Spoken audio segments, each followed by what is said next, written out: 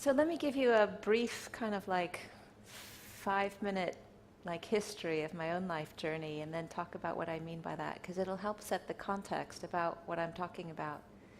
So I started meditating when I was 17, and when I started, from like the very beginning, I was absolutely committed, you know, and uh, and from the first week of hearing the Dhamma, I was clear that the spiritual life was going to be a center of my life. And after a month, I had this vision of being a nun.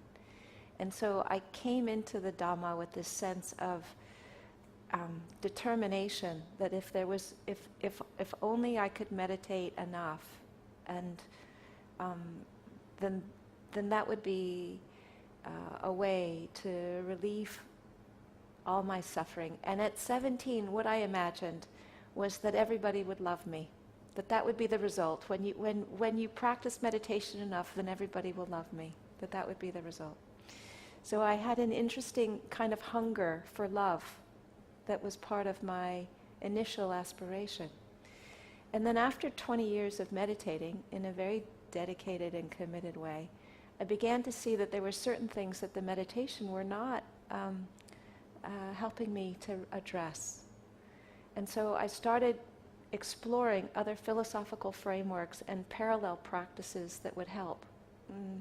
Various different therapeutic modalities, different kinds of philosophical frameworks that helped me understand developmental psychology. I began to study attachment theory and integral theory, and just learned a bunch of different things and begin to get a sense of how these things might all kind of come together.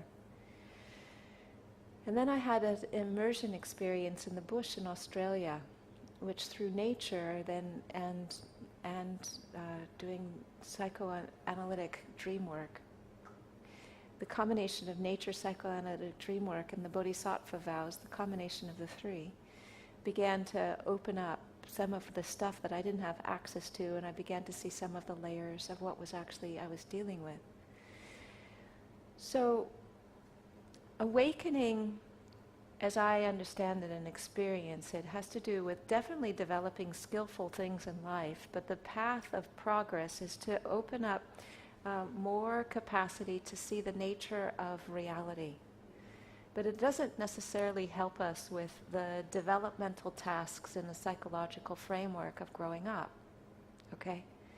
Now, I have said this to monastics, and they find that impossible to accept. They find it impossible to accept that the path of awakening doesn't translate into maturation. That there, with the different uprootings of defilements that by default are going to be an eradication of certain things that would cause us to be immature. I've experienced it differently. And the way I experience it differently is that you can really have a clear understanding about the nature of, like you can drop into this pervasive stuff, you can speak about it, you can know it, and yet you cannot be necessarily aware of your own biases. Okay? So how many of us here in this room have heard Dhamma teachers speak who appeared to have a really clear access to that which is pervasive, you know? And yet they turn around and they say something which is homophobic or sexist or racist or something that... So let's see hands of people who have experienced something like that, okay? It's not a few of you, yeah? And of those who had your hands up, how many of you had confidence that those Dhamma teachers had real genuine depth of Dhamma? Keep your hands up if you had a sense that that was the case, all right? So my also, you know, deep, deep, deep wisdom of some of my teachers, and yet not able to put the pieces together about the ways that they were speaking or the structures that they were endorsing and the impact it was having on certain people who tend to be marginalized. So in my studies, I have seen that psychology develops according to different stages. And Maslow has hierarchy of needs, and Wilbur has stages of growing up, and Gilligan has different people have got different stages. And they're marked by being able to navigate certain needs. So Maslow has it in terms of a hierarchy of needs. And so at the lowest level, the first need is that you need to have your physical needs met. And then I can't remember all of Maslow's levels, but I remember Wilbur's levels. And so at the second level is more of a magical thinking, and it has to do with satisfaction. The third level has to do with power and autonomy. The fourth level has to do with conforming to a group, belonging. The fifth level has to do with excellence and achievement. The sixth level has to do with harmony, inclusivity, and decisions where people who are impacted by them have a way of participating. And the seventh level has to do with wholeness. All right? So here you've got one particular map with 7 different levels where wholeness is actually a stage of development, where you want to see how things are connected to the whole. So when I step back from all of these maps and I look at what they all have in common, what they all have in common is successive capacity to navigate needs, number 1, to navigate them without them being at another's expense, number 2, and to navigate them, your own needs, and then to begin to attune to what other people's needs are and be allies and advocates for them. So the whole stage of maturation takes you through different levels of needs. Now, the Buddhist path of awakening is about letting go. And as a monastic, we had lots of training about letting go of needs as part of our practice as monastics. So for me, wholeness, when I'm speaking about it in this way, the path of awakening is to be, because on some level we can see in an ultimate way that when we let go, then it is theoretically possible, though unlikely, that we can experience that which is pervasive even when our basic needs are not getting met. Yeah? You know the bear story, right? You don't know the bear story? What's the bear story? You guys don't know the bear story? Yeah, my bear story. You don't know the bear story? Really? That's impossible that people don't know the bear story. I'll tell you the bear story. Everybody knows the bear story. I thought everybody knows the bear story. Okay, the bear story. I left, let's see here, I decided I wanted to go on pilgrimage, and I got a one-way ticket, and I left my boyfriend, and I left my work, and I gave away my cat, and I gave away my belongings, and I took off for a one-way trip to Asia. I left when I was 25, okay? And I stayed in Nepal for a few months, long enough to feel totally disorganized and disoriented. It was the longest time I'd been away from people that I knew, my peeps. And I had a 3-month visa to go to the Mahasi Center to do a 3-month intensive retreat. And I thought, I'm going to die if I do that, because I was feeling really discombobulated.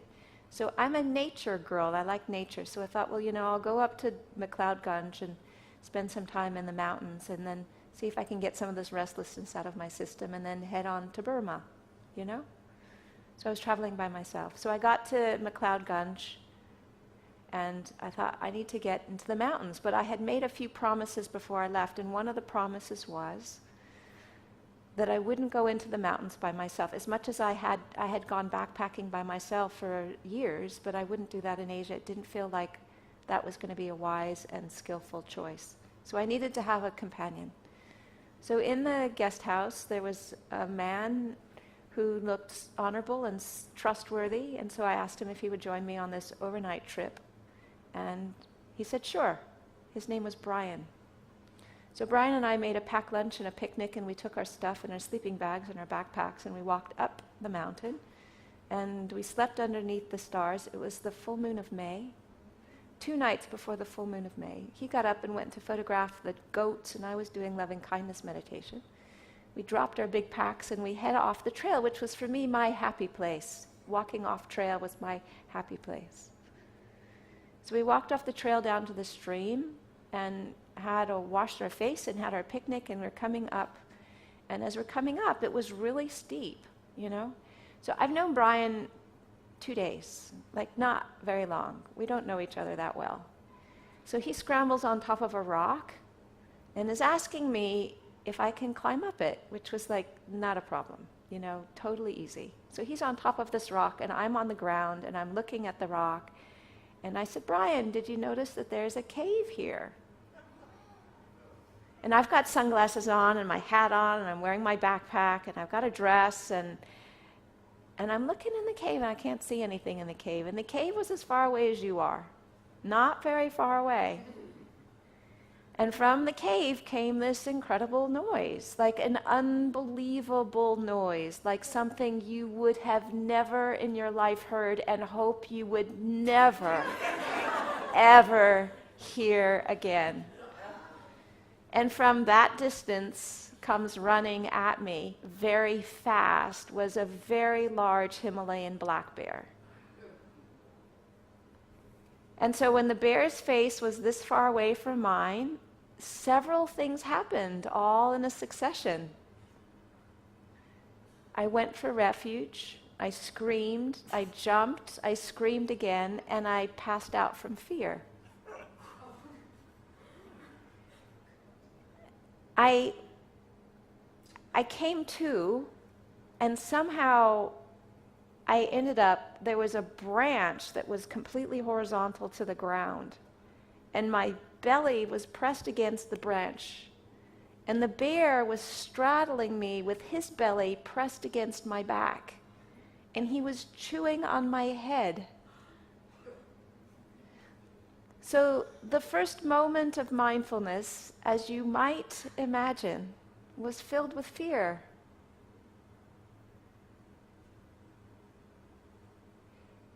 And then there was the knowing of fear. There was fear, it was the object, and then there was the knowing of fear. And then there was the thought, well, there's actually no point in being afraid because you're going to die. I mean, it's like this was not something I was going to be able to negotiate myself out of.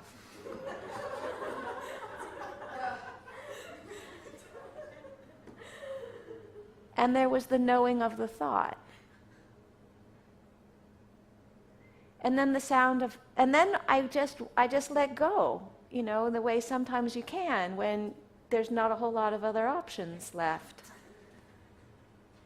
I just let go. And when I let go, my mind went into a state of incredible clarity. So I was in a state of rapture. There was joy, there was clarity, there was focus, there was stillness, there was curiosity, there was interest, and I was just really curious to watch what it was going to be like for the whole thing to dissolve. And the bear was still chewing on my head. And then the sound of Om welled up, which as Theravada practitioners, we don't chant Om, so who knows where that came from. But there are times when you do not ask questions. That was one of them. So all I did was change my focus to focus on the sound, to turn to focus on the sound. It wasn't an external sound, it was an internal. I can't believe you guys haven't heard this story. So I turned to focus on the sound. And the exact precise instant of turning to focus on the sound, the bear left. Now, my face was flat into the bush, the branch. You know, I was like this. The bear was spread eagle over me, straddling me. Brian was on the rock watching me. I was completely invisible. He couldn't see me at all. There was no part of me he could see. And he said the bear jumped, slid on its belly with its arms and its legs spread out, until it regained his feeding about 15 or 20 feet away and then ran away. So he was down in an instant, and he said, I had 7 or 8 head wounds. None of them had punctured my skull. My dress was a mess, but I wasn't bleeding to death. And I said, I'm going to be a little bit strange. Go find where we left our packs. I'm going to just rest, and we'll... Anyway, so he did. He looked for where the path was to get out, and he came back, and then I had jerry-rigged something so that I would... Being immodest in India is worse than being eaten by a bear. You can't... Being immodest in India does not go. It does not work. So I jerry-rigged a contraption so that I wouldn't be modest, so that I could be modest. And then we had to climb out, and we got to our packs, and then we walked the 3 hours down to the thing, and they took care of us in the clinic. But the thing about that story that I love, that I really love, is that here you have a situation that, according to most people, is not meeting their needs.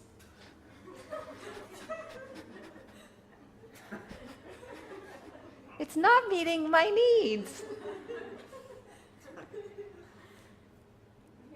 And yet, the power of the practice is that even sometimes, not always, but sometimes when you're not having your needs met, that does not preclude you opening up to the mind which knows itself and resting in something which was peaceful and clear and radiant and joyous. And, so the sweetness of the story is not that I survived. For me, the sweetness is that by the time the bear left, I was fine.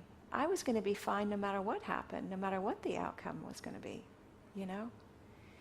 So this is the difference between navigating a path of needs and navigating a path of awakening. There are times where we can let go of our needs, of getting our needs met, and our minds can still open to clarity, to joy, to curiosity, to interest, to peace, and to contentment. Okay?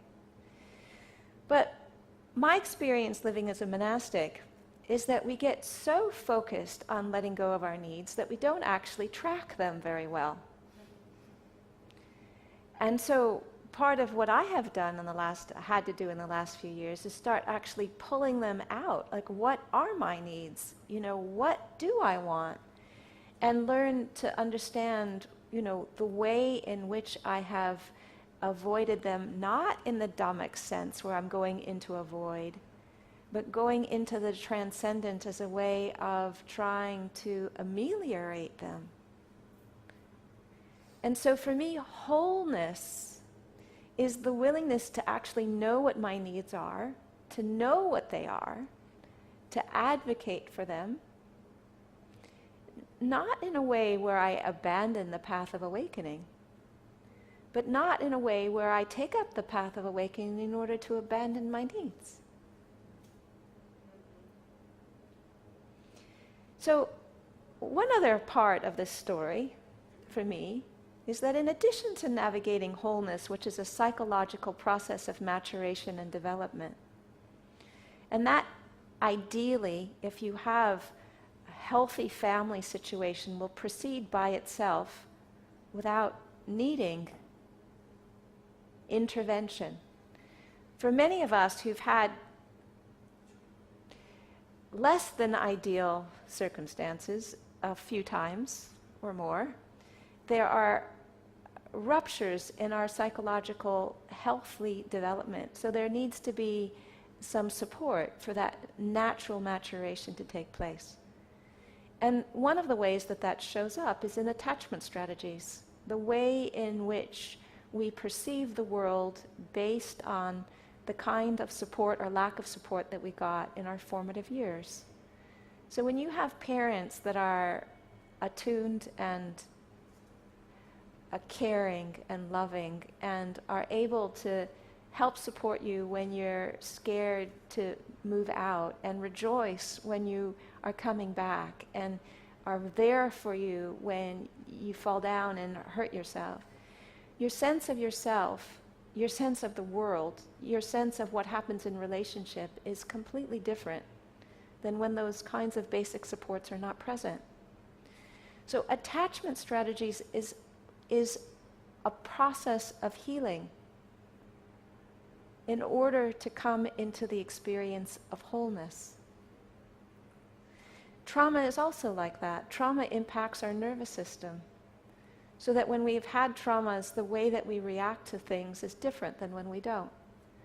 And it isn't about just applying the Eightfold Path in a random way. It's about applying very specific tools that help us release that, so that the healing can take place and our view of ourselves in the world is not through the filter of that nervous system impingement, which is what happens with trauma that's not released.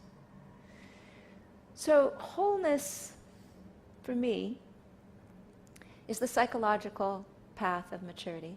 It's also the result of healing.